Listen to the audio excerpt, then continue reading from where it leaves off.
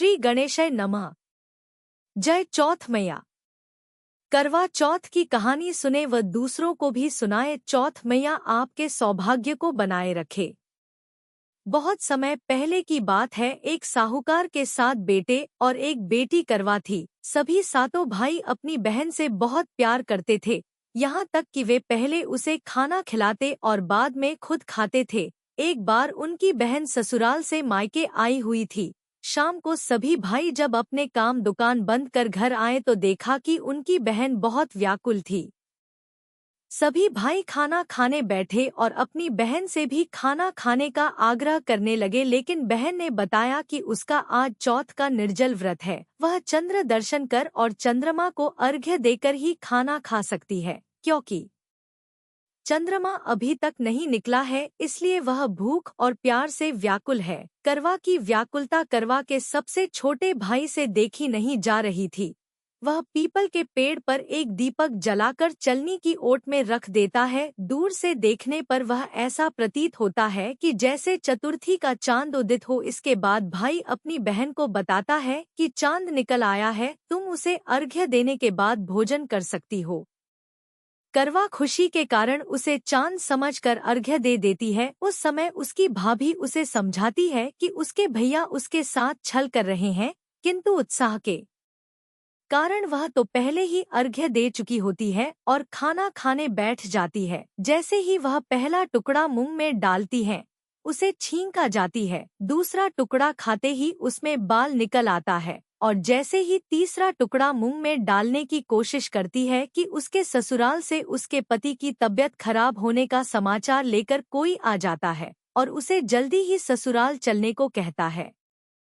करवा की माँ उसे विदा करने के लिए जैसे ही अपना संदूक खोलती है, उसमें सबसे ऊपर सफेद कपड़ा उसे नजर आता है। यह एक अशुभ सूचक हो जाता है। उसने करवा को सोने का एक सिक्का दिया और कहा, यह ले जा और रास्ते में सभी के पैर छूते हुए जाना और जो अमर सुहागन का वरदान दे उसको ये सिक्का दे देना और पल्लू में अपनी गांठ बांध लेना। रास्ते में काफी लोग मिले, लेकिन उसको अमर सुहाग का वरदान किसी ने नहीं दिया।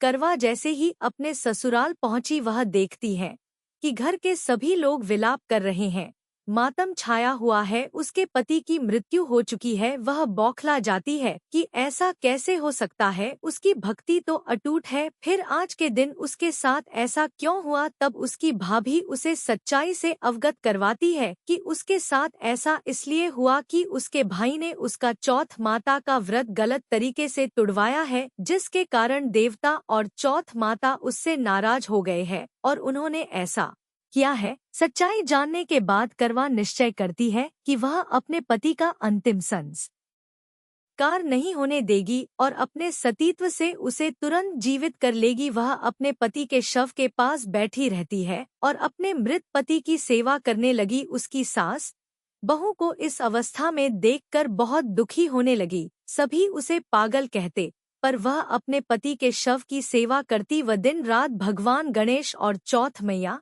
श्री कृष्ण की भक्ति में लगी रहती। उसे भोजन की भूख व सिंगार संसार का बोध कुछ नहीं रहा। दिन बीते, माघ महीने की चौथ आई। उसने माता से प्रार्थना की, हे मैया, मुझे मेरी गलती का बोध हो गया है, मुझे क्षमा करो और मेरे पति को वापस लौटा दो, मेरे पति को पुनः जीवित कर दो। माता ने कहा, बेटी, यह मेरे हाथ की बात नहीं है बैशाख चौथ माता तुम्हारा सुहाग लौटा सकती है। कुछ दिन और बीते, वैशाख की चौथ आई तो उसने फिर चौथ माता से प्रार्थना की। मैया ने कहा, अरे बेटी, यह मेरे भी बस की बात नहीं है, भादों की चौथ माता ही तुम्हारा सुहाग लौटा सकती है। अब और दिन बीते और भादों की चौथ भी आ गई। उसने फिर मैया के आगे अपनी झोली फैलाई, पर इस बार भी उसे कुछ प्राप्त न हो सका। भादों चौथ माता ने भी कहा कि कार्तिक चौथ मैया भगवान गणेश की सबसे बड़ी चतुर्थी पर ही तुम्हारी पुकार पूर्ण हो सकती है। अब पूरा 1 साल बीत चुका था और आज फिर से गणेश चतुर्थी, कार्तिक चतुर्थी, भगवान कृष्ण की प्रिय चतुर्थी आ चुकी है। अब भगवान कृष्ण भी अपने भक्त की इस दशा को देखते हैं और कहते हैं, हे चतुर्थी मिया, तुम सबसे पहले मेरे इसी भक्त के यहाँ जाना और इस भक्त की जो भी मनोकामना है उसको पूर्ण करना। चतुर्थी मैया करवा के आंगन में आती है, परंतु मैया के पैर में कांटा लग जाता है और मैया चिल्ला पड़ती है और मैया क्रोधित हो जाती है। माँ की आवाज सुनकर करवा भी अपने घर के आंगन में आ जाती है। वह मैया को देखकर बहुत खुश होती है और मैया के पैर में लगा कांटा निकाल देती है और मैया के आगे खुद की झोली फैलाकर कहती है, मैया अब तो मेरे पति परमेश्वर को, मेरे प्रीतम को आप पुनः जीवित कर दो। माँ, मुझसे जो अपराध हुआ था उसका मैं पहले ही काफी पश्चाताप कर चुकी हूँ, काफी सजा मुझे मिल चुकी है। मैया भी उसके इस प्रकार के दारू वचनों को सुनकर काफी प्रसन्न हो जाती है और मैया आशीर्वाद देती है कि आज तेरे पति को मैं पुनः जीवित करती हूँ। भगवान कृष्ण के आदेश अनुसार मैं तुझे तेरा पति पुनः वापस देती हूँ, अब तुझे कोई और दुख ना होगा। हे चौथ मैया, जिस प्रकार आपने करवा के सुहाग की रक्षा कर उसे पुनः सौभाग्यवती का आशीर्वाद प्रदान किया, उसी प्रकार जो आपकी इस कथा को सुने व सुनाए उनके सौभाग्य की रक्षा करो और किसी को करवा जैसा दुख न मिले। तब से इस व्रत को करवा चौथ के नाम से जाना जाता है।